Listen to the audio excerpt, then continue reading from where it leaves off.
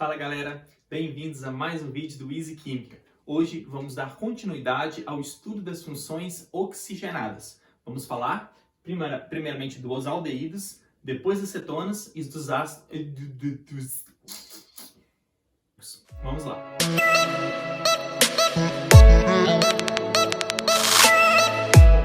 Os aldeídos são grupos orgânicos que apresentam este grupo funcional aqui, ó, C-O, né, um carbono primário aqui dessa carbonila, ligado a um hidrogênio. Então, gente, esse grupo C-OH é chamado de grupo aldoxila ou aldocarbonila, tá? É o nome desse grupo funcional. E esse grupo funcional ligado a um carbono é o aldeído. Então, aqui, ó, ele pode aparecer da seguinte forma também. Simplesmente CHO. C-H-O. CHO é o aldeído, certo? É uma forma abreviada de representar o grupo aldoxila. Então vamos ver aqui, ó. Nomenclatura da IUPAC. Gente, não é um aldeído, então basta você terminar a palavra com al. Então, a terminação da palavra, simplesmente você colocar al e dar um nome igual a gente tem visto mesmo, né? Então vamos ver aqui, ó. Esse só tem um carbono, esse é o aldeído. Um carbono é o match. Entre a cadeia carbônica só tem ligação simples. Então, metan, só que a gente termina com al de aldeído. Metanal, certo? O metanal, ele é também conhecido como formaldeído, né? O nome comercial dele. Formaldeído. Ok? Agora, olha esse caso aqui. Nós temos o CHO, tá vendo que eu mostrei representado assim? Porque também pode aparecer. O total de carbonos, turma, são 1, 2, 3. O carbono da carbonila, ele conta como o primeiro carbono. Então, nós temos 3 carbonos, é o prop. Pro, só tem ligação simples entre os carbonos. Pan, e no carbono 1 tem um aldeído. Nal. Propanal, certo?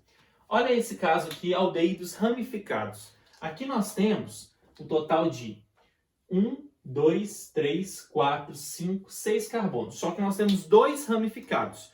Esses 2 ramificados, a gente tem que numerar eles para mostrar onde eles estão, né? Essas ramificações. Então a gente começa a numerar sempre da função orgânica. Então o grupo funcional não está do lado de cá, que é o aldeído. Então a gente começa a numerar deste carbono do aldeído. Então esse aqui é o carbono 1, 2, 3, 4, 5 e 6.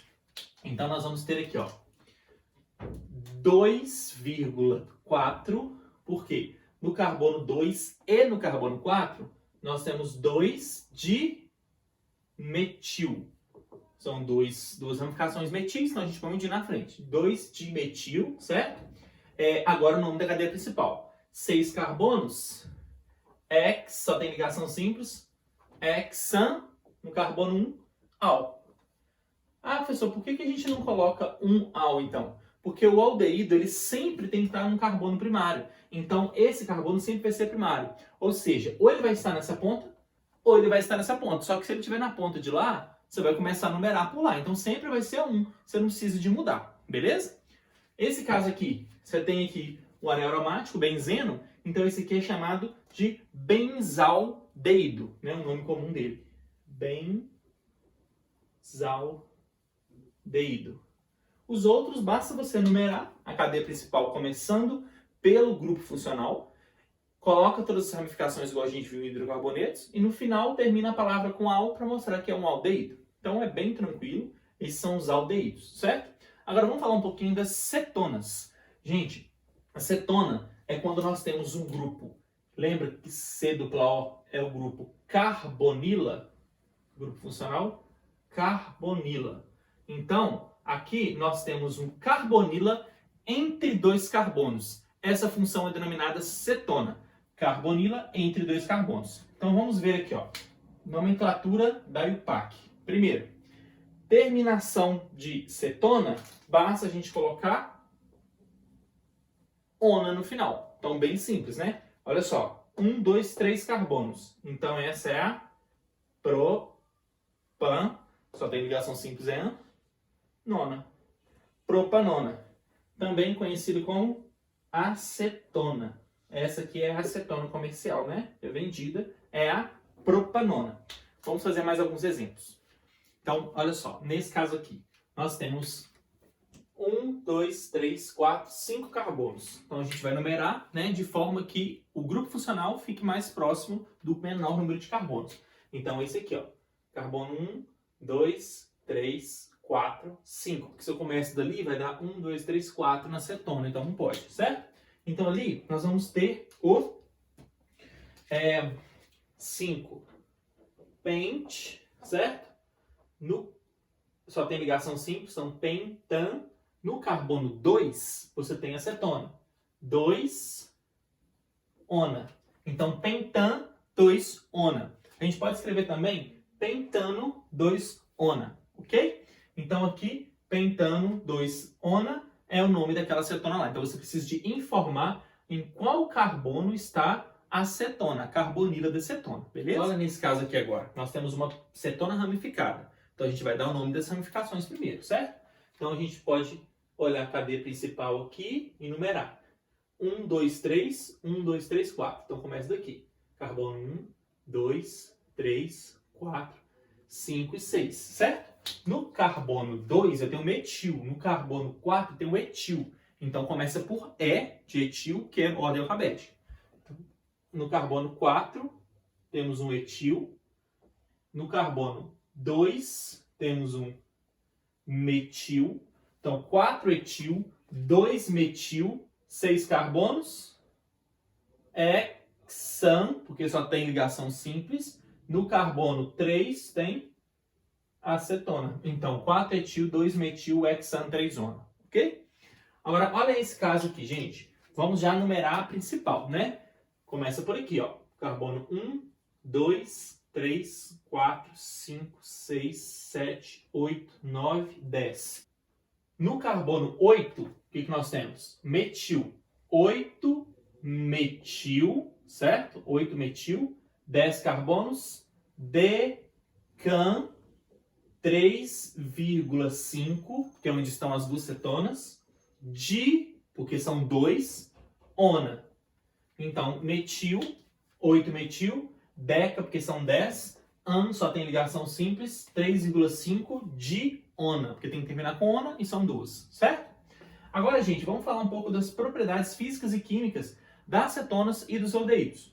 Gente, eles não realizam ligação de hidrogênio entre as suas moléculas. Eles realizam ligação de hidrogênio com outras moléculas polares. Então, por exemplo, se eu pegar aqui uma cetona, eu consigo fazer a ligação de hidrogênio da cetona com a água, né? Ela vai interagir o polo negativo, que é o oxigênio, com o hidrogênio da água. Então, aqui você tem uma ligação de hidrogênio intermolecular, da cetona com a água.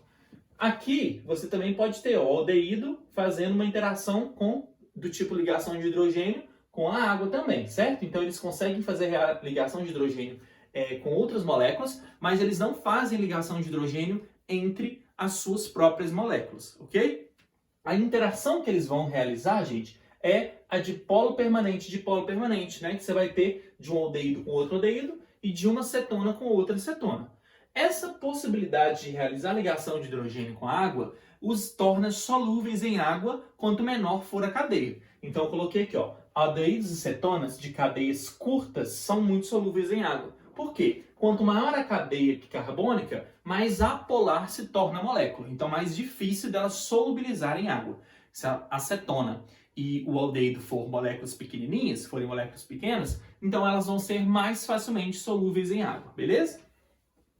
Pontos de ebulições são menores do que de alguns álcoois que são semelhantes a eles, com o mesmo número de carbonos. Se você comparar um álcool com uma acetona, as cetonas e os aldeídos eles vão apresentar temperaturas de ebulição, né, menores. Já quando a gente compara com os éteres, as cetonas e os aldeídos vão ter temperaturas de ebulição maiores. Então, as cetonas e os aldeídos, eles apresentam maiores temperaturas de ebulição do que os éteres, só que menores temperaturas de ebulição do que os álcoois, se a gente comparar compostos parecidos, né? Cadeias carbônicas de tamanhos semelhantes. Tem que pensar sempre nisso. Antes de olhar a função, olha, se você está comparando uma molécula gigante com uma molécula pequenininha, você não vai ter um critério para comparar. Então, eles têm que ser moléculas parecidas, né? Elas precisam de ser moléculas com tamanhos semelhantes. E aí, gente, existem dois testes muito importantes para a gente saber aqui, ó. O teste de Fehling, ou Fehling, né? Esse teste, ele identifica carbonila de aldeído. Atenção, gente, ele só identifica carbonila de aldeído. Você quer saber se você fez uma reação lá no laboratório, se realmente você produziu o aldeído que você queria, ou se aquele composto que você está olhando está oxidado ou não, se já oxidou até o aldeído, ou já está em ácido carboxílico, que nós vamos ver depois essas oxidações. Então, como que você identifica? Porque a gente não enxerga as moléculas, a gente vai ver um líquidozinho lá, né? E a gente precisa de saber se aquilo ali é aldeído, é éter, o que que é. Então, para você identificar aldeído, você pinga esse reagente de Fehling, que é uma soluçãozinha de cobre. Essa solução, gente, se tiver carbonila de aldeído lá dentro, ela vai dar um precipitado vermelho. Se for cetona, não acontece nada. Então, o teste dá negativo para cetona e dá positivo, forma um precipitado vermelho, que é o óxido de cobre, quando a gente estiver falando de um aldeído. Se tiver um aldeído lá dentro, ele fica um precipitado vermelho. Se for cetona, você sabe que não vai acontecer nada. Agora, o teste ou reagente, né, de Tollens é um outro tipo de teste que também vai identificar aldeído. Quando você pinga esse reagente, ele vai, se tiver aldeído lá, ele reage com o aldeído e forma um espelho de prata em torno do recipiente todinho. Fica aquela coisa mais bonitinha lá, porque ele forma prata mesmo, metálica. Então, ele dá um teste negativo se for cetona. Se você pingar o reagente de Tollens e não acontecer nada, é porque era cetona, né, ou qualquer outra molécula. Agora, se você tiver na dúvida entre cetona e aldeído, qual dos dois que estão aqui dentro? Você pingou, não aconteceu nada, você sabe que tem que ser cetona, né? Agora, se formou o espelho de prata, então você sabe que tinha carbonila lá de aldeído, né? Você tinha uma função orgânica aldeído lá. Gente, e aqui a gente termina então a aula de cetonas e aldeídos, né? Com as suas características todas. E as próximas aulas vamos continuar estudando as funções oxigenadas. Se inscreva no canal para não perder nenhuma. Ative o sininho, curta e compartilhe com seus colegas que estão prestando vestibular ou estão no terceiro ano do ensino médio, né? Estão vendo essa matéria, têm dificuldade, para assistir esse vídeo aí. Espero que vocês tenham gostado e até a próxima.